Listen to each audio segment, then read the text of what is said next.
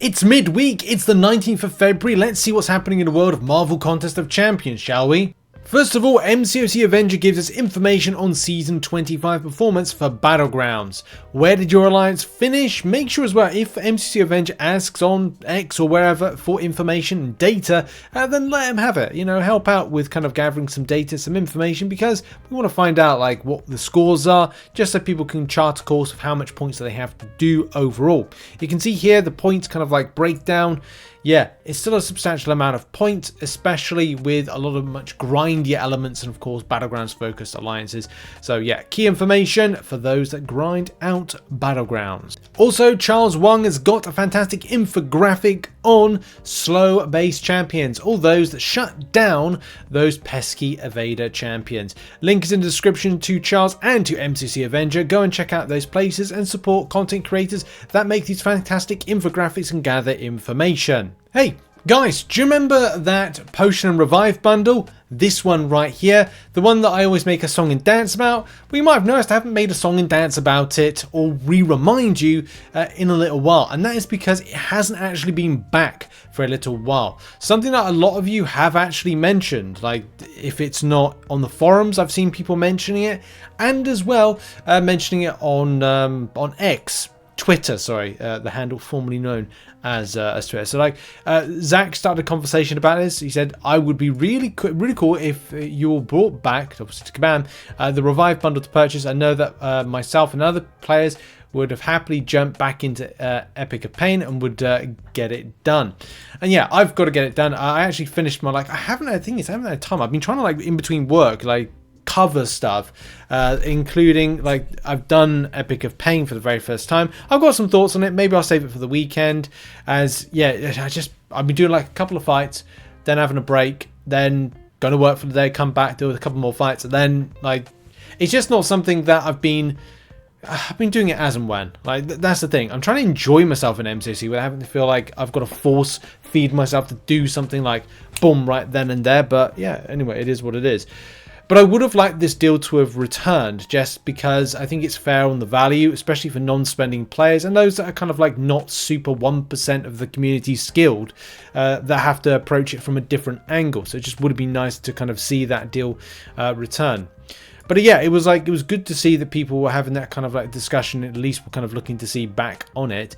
And yes, the event quest completion bundles are a thing at the moment, but that forces you to have to do event quest, and not everybody wants to do event quest. Like, that's one of the issues at the moment that I'm experiencing, like feeling forced to do something that I'm just not interested in doing because it's so laborious, and the rewards at the end of it don't really feel for the amount of time investment that you're getting back something that's good. Anyway, it is what it is with that. But yeah, whether or not you want to spend upwards of, and whether or not you consider these deals to be good. Now, I'm very hesitant with the event quest bundle deals because of the extent of how they break down overall. Like, to me, I've got a very differing way that I look at the extent of, say, the Thronebreaker bundle at 3,300 right here. I personally only see 1,760 units worth of value, which includes these like sections right here. I don't think they're very good. There are some things with it that are technically good, but they're things that are not technically good overall.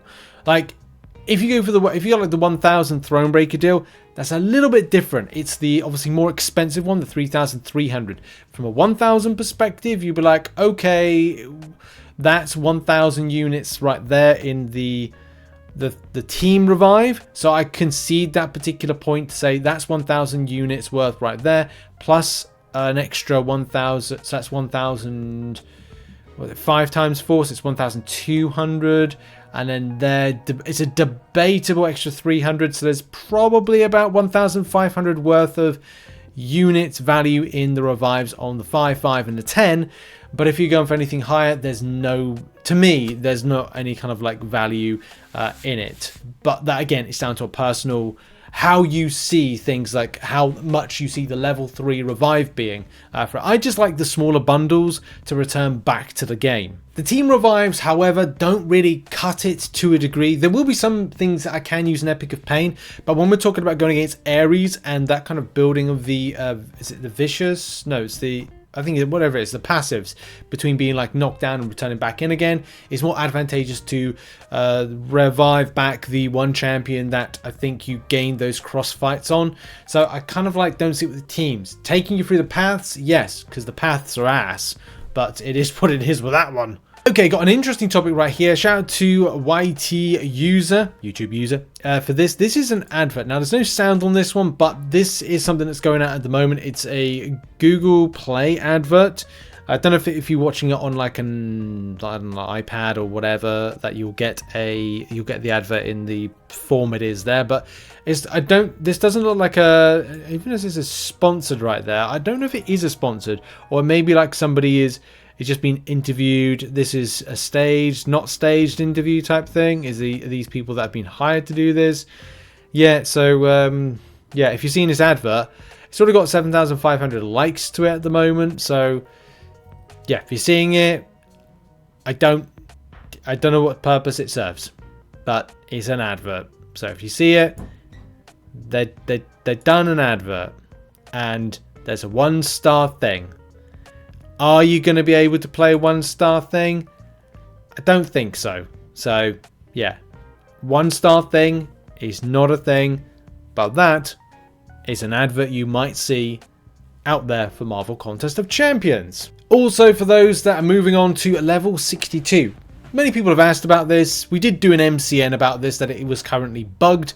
I think last Friday, I did get a few messages saying, what's happening with level 62? I did a video on it. If you do see the thumbnail, it doesn't mean that only 3 topics or 2 topics are discussed. There's largely click tabs. You can click along them to different and varying stories. Funnily enough, in the MCN that we recorded on Monday, we had 9 topics of information important to the community. If people don't understand how the MCN shows work, Monday, Wednesday and Friday, covering a variety of topics, helpful, interesting, or yeah, interesting, helpful, and all that stuff for the community. But yeah, Kabam have confirmed, for those wondering, yes, it was under investigation on February 13th when we covered it, and or February 14th, sorry, when we posted. And yes, this is the confirmation here. The level 62 rewards appear to be broken because Ultron went missing. This will be fixed in the next build, and those who reach level 62 before that will receive their rewards next month. Sorry for the delay, I can't speak properly. There you go. Ultron was lost, now he is found, and will be coming to a game near you. So, back on the community sentiment and also thought process around the community in general when it comes to raid chess. I'm sure a lot of you, when you play AQ Raid, and that is something that I'm in the process of in the moment, you can see we're just about to kind of break through the lines, as this is my first time kind of being able to play today in raids. But yeah, we've been able to smash through, and we'll probably be we'll get a bit of momentum going. We've got 5 days left to do this, but it's what's in those chests that are becoming a bit of a bone of contention for players. Especially when you go for a length of time when all you're getting is tier 6 class catalyst, or getting a high number of things that you're like, not sure about this.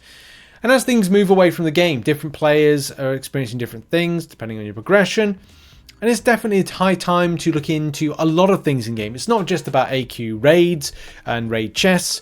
You're also looking into something like side quest rewards, event quest rewards, other types of rewards, processes of going through things. It's time to review things and go, are we in a good place? What do players think about this? Where are we taking the game? Where are we taking the game from the rewards perspective of things?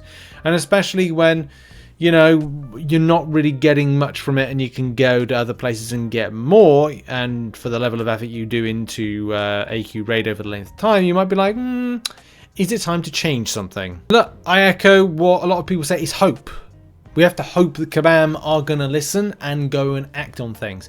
I'm seeing stuff with Marvel Rivals where there's pain points with multiple strategists in a team and they're fixing it. There was an issue about the way that there was a reset in your seeding, similar to Battlegrounds, when you go from like season to season and kind of coming back in at a higher point. Like, you know, you were in Vibranium, now you're down to like Diamond, or you're in Gladiator Circuit at the top and you come back to Vibranium or Diamond or whatever it is, but you kind of seed better. Like, though that feedback was taken in, NetEase are actually listening to people and we're listening to the player base and they're acting on stuff. And that's the difference, isn't it, at the end of the day? I'm not saying Kabam will do that or want to do that. It's just when you see other situations and developers listening and acting on stuff, that makes you kind of like take note of where the current state of things are. But ultimately, it is, as Contest of Noobs says, it's like hope.